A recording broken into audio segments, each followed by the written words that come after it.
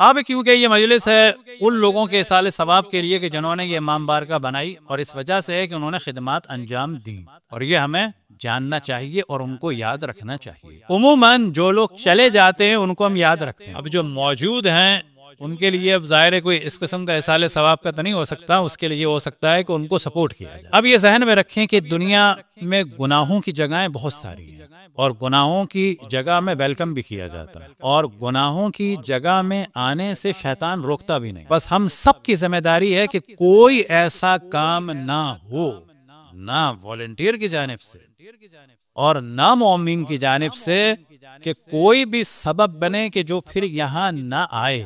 ایسا نہ ہو کہ ہمارے ایٹیٹیوڈ کی وجہ سے، ابھی ایٹیٹیوڈ کس کا ہو سکتا ہے؟ نہ ڈالیں سب کچھ جو ہے انتظامیہ پہ، جیسے ہمارے یہاں رواج ہے سب کچھ حکومت پہ ڈالتے ہیں، تو گلی میں کچرا بھی حکومت پھینک رہی ہے، یہ تو اپنی غلطی ہے۔ یہ غلط لائنوں میں گاڑی بھی حکومت چلا رہی ہے، وہ بھی نواز شریف چلاتا ہے، یا زرداری۔ گلی میں خون بہانے کے لیے گٹر موجود ہے، پھر بھی گلی میں بھی خون جو ہے وہ کوئی اپنا نواز شریف یا زرداری بہاتا ہے۔ ماننا چاہیے کہ خود ہم غلط ہیں۔ تو یہ ذہن میں رکھیں کہ بعض دفعہ ممکن ہے کوئی بچہ پہلی دفعہ اس امام بارگاہ میں آئے اور کوئی اس سے غلطی ہو جائے۔ ہم سب کی ذمہ داری کیا ہے کہ بہت زیادہ ریئیکشن نہیں دکھانا چاہیے۔ یہ جو بعض لوگ دین کے ٹھیکیدار بن کے دینی جگہوں میں زیادہ اکڑ دکھاتے ہیں، جبکہ دینی جگہوں میں زیادہ ویلکمنگ ہونا چاہیے، زیادہ نرم ہونا چاہیے۔ کسی کے نوجوان سے کھانا گر جائے، گر گیا کیا ہوا؟ اگر اس کو ڈانٹا تو ممکن ہے کہ دوبارہ نہ آئے۔ حتیٰ یہ ہو سکتا ہے کہ یہ میں عام طور پر مثال دیتا ہوں کہ اور کیا کیا ہو سکتا ہے، مثلاً کوئی سو رہا ہے، سونے تو اس کو، بابا آپ کو کیا پرابلم ہے؟ وہ آیا تھا مجلس کی نیت سے، اس کو نیند آ گئی، 2 in 1، نیند بھی اچھی کرے اور ثواب بھی کمائے۔ اس کو اٹھا دیں گے آپ تو بھی وہ سنے گا نہیں، کیونکہ نیند کا غلبہ ہے، تو اچھا سونے۔ اس سے زیادہ اور کیا ہو سکتا ہے؟ کسی کی نجاست خارج ہو گئی، جان بوجھ کے کی اس نے، مذمت کے قابل ہے وہ؟ یعنی واقعا سوچیں، اگر کسی آدمی کی نجاست خارج ہو گئی تو وہ مذمت کے قابل ہے؟ بالکل مذمت نہیں کر سکتے، بالکل توہین نہیں کر سکتے، بلکہ ایسی جگہ پہ کیا کرنا ہوگا کہ اس کا ہاتھ بٹانا ہوگا، اللہ سے دعا کرنی ہوگی کہ یا اللہ تو ہمیں اس بیماری سے محفوظ، اور شکر کرنا ہوگا کہ یا اللہ تیرا شکر ہے کہ میں کنٹرول رکھتا ہوں، یہ کنٹرول ختم ہونے میں فریکشن آف سیکنڈ نہیں لگتا۔ تو یہ ذمہ داری ہے تمام مومنین کی اور مومنات کی، چاہے وہ بڑے ہوں چاہے وہ بچے ہوں، کہ ویلکمنگ ہوں، ہر آنے والے کا احترام کریں، چاہے وہ کوئی اور خصوصاً بعض دفعہ جب ہم تھوڑا سا دینی کام کرتے ہیں تو اللہ کا شکر ہے کہ میں ہمیشہ اس کو کہتا ہوں کہ ہم اتنے اللہ کا شکر ہے دیندار نہیں ہیں، یعنی یہ مذاق میں کہہ رہا ہوں، اللہ کا شکر ہے ہم اتنے دیندار نہیں ہیں۔ دینداروں کا ایک پرابلم یہ ہو جاتا ہے تھوڑا سا دین پہ کام کرنے کے بعد وہ روز قیامت کا سارا حساب کتاب اپنے ہاتھ میں لے لیتے ہیں،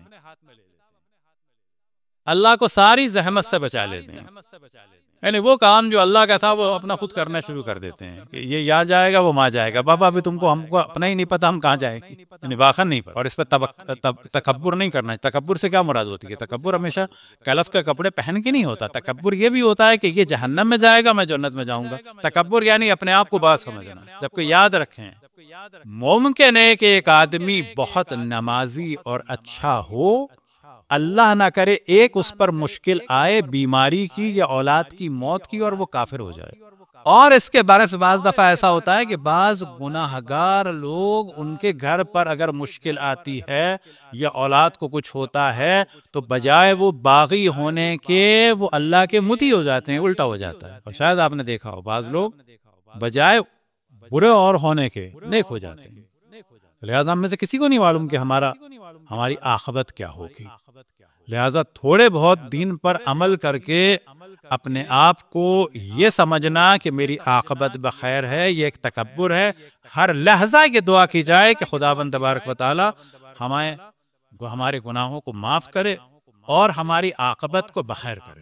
آغا محسن قرائتی کے جو ایران کے بڑے علماء اور مدرسین میں سے، انہوں نے ایک جگہ فرمایا تھا کہ میں نے تقریباً 100 سے زیادہ بڑے علماء سے ایک سوال کیا کہ اگر آپ کو یہ موقع ملے، اگر آپ سے یہ کہا جائے کہ ایک دعا قبول ہوگی آخری، اور وہ مانگ لو جو مانگنا ہے، فرض کی بات ہے، فرض یہاں پر ایسا ہو نہیں سکتا کہ اللہ کوئی دعا قبول نہ کرے، یعنی فرض کی بات ہے یہ اہمیت کے لیے کہ اگر اللہ کہے کہ جو دعا مانگنی ہے ایک مانگ لو، اس کے بعد دعا میں تمہاری میں نہیں سنوں گا، تو آپ کون سی دعا مانگیں گے؟ تو وہ فرماتے ہیں تمام علماء سے الگ الگ یہ بات ہوئی سالوں میں، ہر بڑے عالم سے انہوں نے سوال کیا، کہنے لگے سب کا جواب یہ تھا کہ ہماری عاقبت بخیر ہو، یعنی ایمان کے ساتھ موت ہو۔ صلوات پڑھیں بر محمد و آل محمد۔ بعض دفعہ مومنین کی جانب سے ایک پرابلم ہوتا ہے کہ یہ کام بھی ہو جاتا، وہ کام بھی ہو جاتا، تو یہ مشورے بڑے اچھے ہیں۔ ان مشوروں کے لیے دو چیزوں کی ضرورت ہے، یا پیسے کی ضرورت ہے یا فزیکل کام کی ضرورت ہے۔ تو جو بھی مشورہ دے وہ ساتھ ساتھ ایک چیز ضرور لے کے آئے، یا فزیکل سپورٹ لے کے آئے یا اکنامیکل سپورٹ لے کے آئے۔ اور پھر کیا کرے بعض دفعہ مومنین، یہ واقعا سارے مومنین کے لیے ہے۔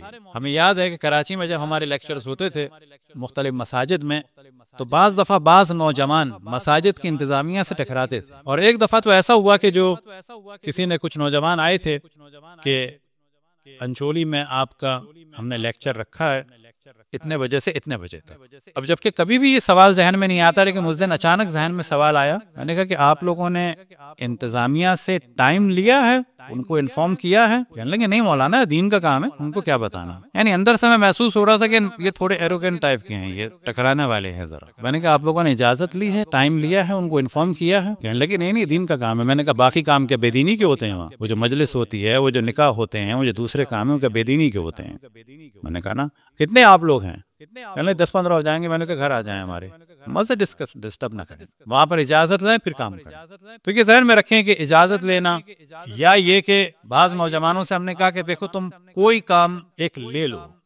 مثلا اس زمانے میں ایک جگہ پانی کی موٹر خراب تھی، اب یہاں تو موٹروں کا سلسلہ نہیں ہے، وہاں تو ہر جگہ آپ جانتے ہیں پاکستان میں موٹر کا مسئلہ ہوتا ہے۔ تو اس دن ہم نوجوانوں سے کہا دیکھو یہ موٹر خراب ہے، یہ ذمہ داری تم لوگ لے لو۔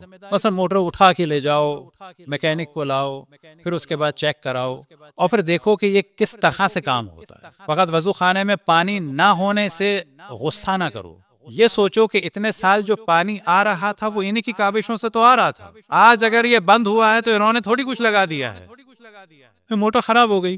تمہیں اگر کام کرنا ہے تو ایک ذمہ داری لو کوئی۔ تو یہ واقعا ہماری گزارش ہے تمام جگہ کے مومنین سے، جو چاہے اس وقت موجود ہوں یا نہ ہو، کہ واقعا کوئی نہ کوئی رسپانسبلٹی لیں۔ اگر کسی نے کوئی ذمہ داری لی ہوئی ہے، اس میں کمی ہے، تو فقط اعتراض سے مسئلہ نہیں حل ہوتا، کوشش کریں کہ ہم کیا کر سکتے ہیں، تو پھر اندازہ ہوگا کہ یہ کام ہوتے کیسے ہیں۔